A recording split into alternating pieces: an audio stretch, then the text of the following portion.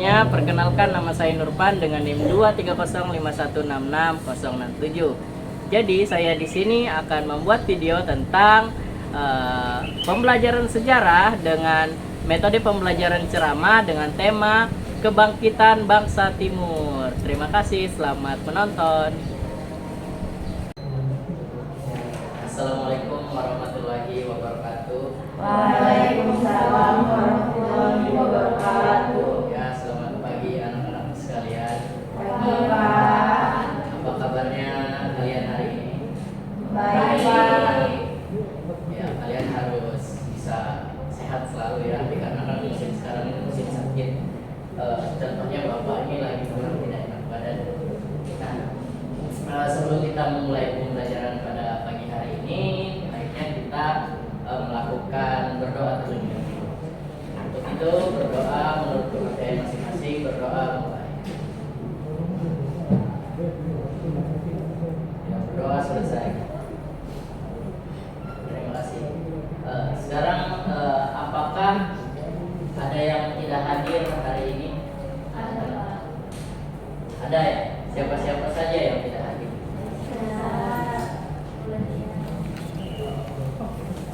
Apakah ada izin ya sebelumnya? Oh, sakit ya. Ya, kita doakan saja mudah-mudahan si Aldia dan yang lain bisa cepat sembuh agar bisa mengikuti pembelajaran seperti biasanya. Nah, sebelum kita masuk ke materi, Bapak ingin bertanya terlebih dahulu. Simpel saja. Untuk yang tahu, angkat tangan ya. Nah, pertanyaannya itu, apakah hanya Indonesia saja yang dijajah oleh kolonial Barat? Siapa yang menjawab? Silakan. Silakan Rizky dan Mona. Oh tidak. Oh gitu. Oke, baik, jawaban yang baik ya dari pada anak Rizky. Nah, ternyata betul ya, tidak hanya Indonesia saja yang dijajah oleh negara-negara Barat, tetapi juga negara-negara lain di Asia seperti India, Cina, Filipina dan lain-lain. Nah, kali ini kita akan belajar bagaimana bangsa-bangsa Asia ini bangkit melawan penjajahan. Nah, jadi materi kita hari ini adalah kebangkitan bangsa Timur, nasionalisme Asia.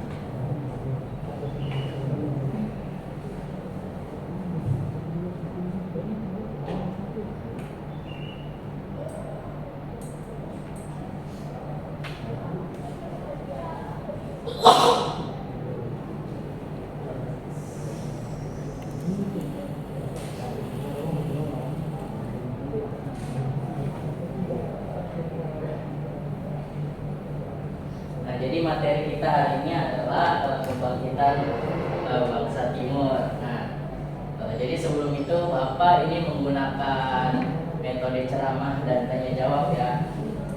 Nah, jadi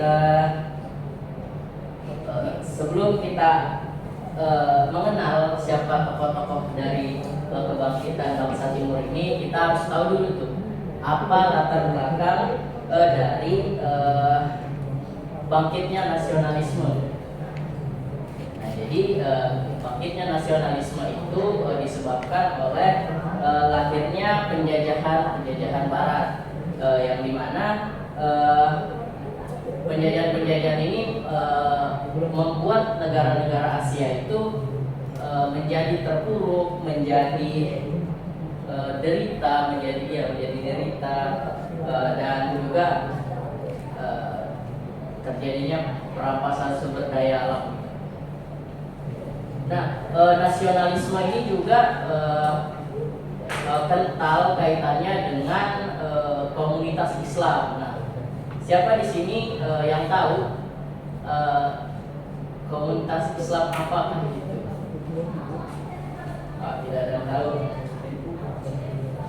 Ya, jadi komunitas Islam tersebut adalah komunitas Jawi di Makkah. Nah, apa itu komunitas Jawi? Nah, jadi komunitas Jawi adalah perkumpulan para pelajar, para ulama dari Asia Tenggara, termasuk Indonesia, Malaysia, Thailand Selatan, dan lain-lain. Nah, di dalam komunitas tersebut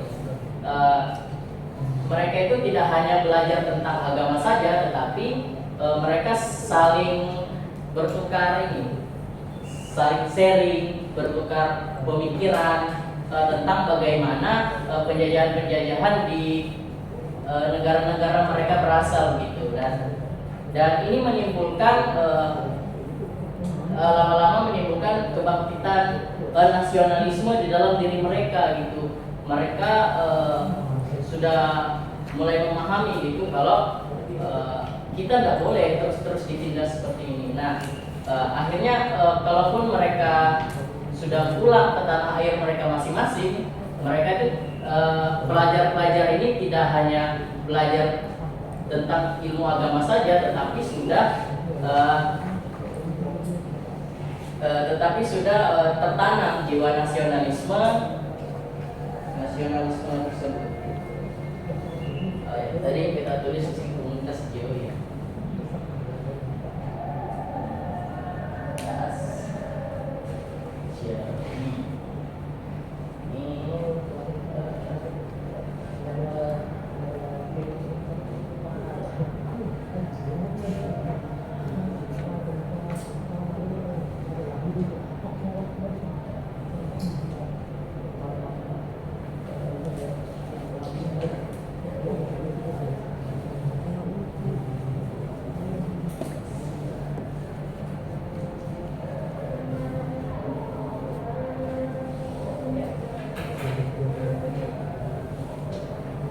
Lalu sekarang kita beralih ke India.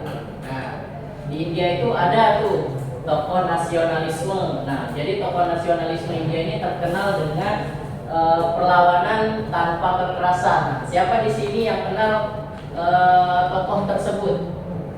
Ada yang bisa? Silakan. Oke. Jadi tokoh tersebut adalah Mahatma Gandhi ya, anak-anak.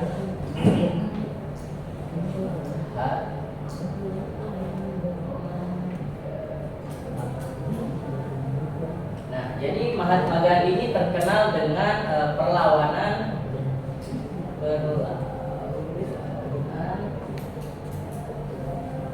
tanpa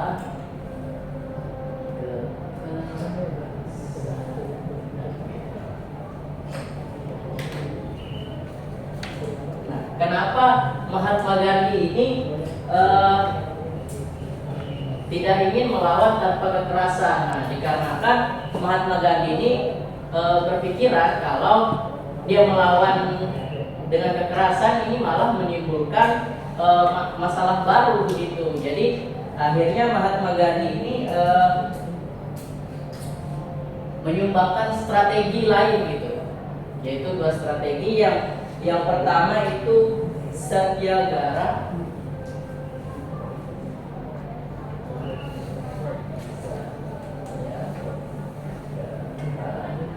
dan yang kedua ada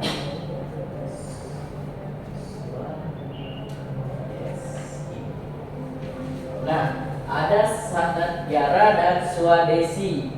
Nah, apakah ada yang tahu ini? Oke. Jadi Satyagara ini artinya adalah kebenaran dengan jiwa. Nah, maksudnya adalah Mahatma Gandhi mengajak rakyat India untuk melakukan demo secara damai, melakukan apa ya? Tidak ingin bekerja sama lah dengan negara itu penjajah. Dan yang kedua ada Swadesi, yang dimana ini mencintai produk dalam negeri. Jadi Mahatma Gandhi itu mengajak rakyat India untuk mencintai produk dalam negeri. Nah, akhirnya dikarenakan kedua teori tersebut, si penjajah tersebut yaitu Inggris itu pun mengalami kekalahan ya. Dan yang kedua ada Sun Yat-sen. Tokoh selanjutnya ada Sun Yat-sen. Sun Yat-sen. Nah, Sun Yat-sen ini adalah tokoh pahlawan nasional dari Cina.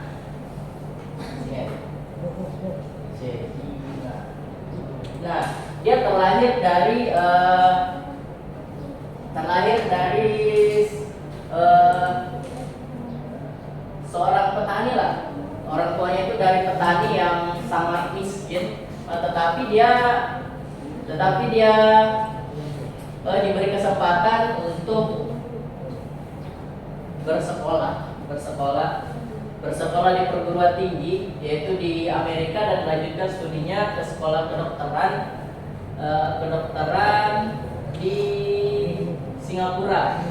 Nah, selesainya Sun Yat-sen ini berpendidikan, dia pulang ke negaranya. Dia melihat dinasti Qin.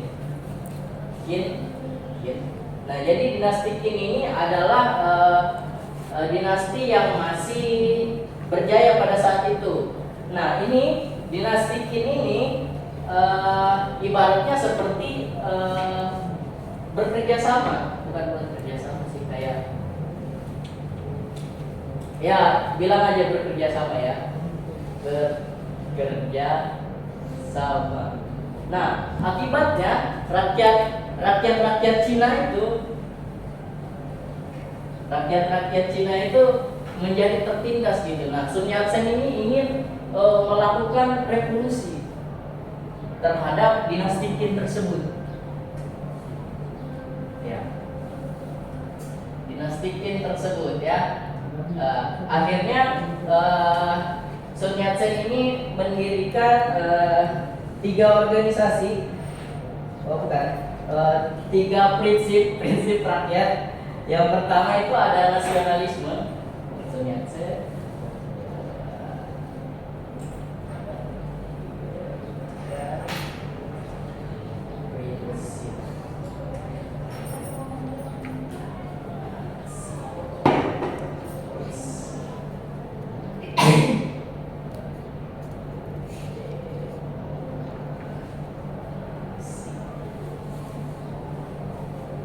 Nah, jadi Sun Yat-sen ini mendirikan prinsip nasionalisme, demokrasi, dan sebenarnya satu lagi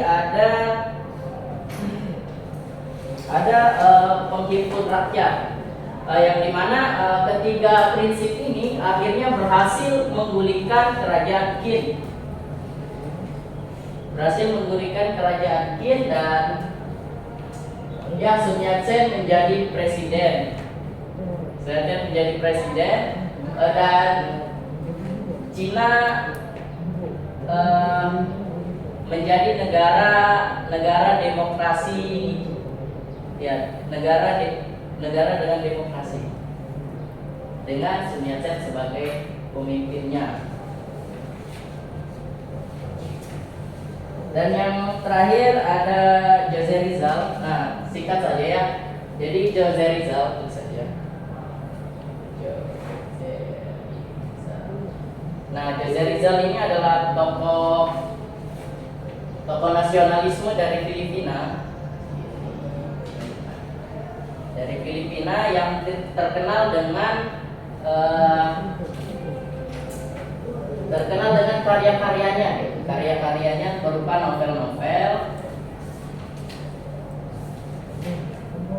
novel-novel yang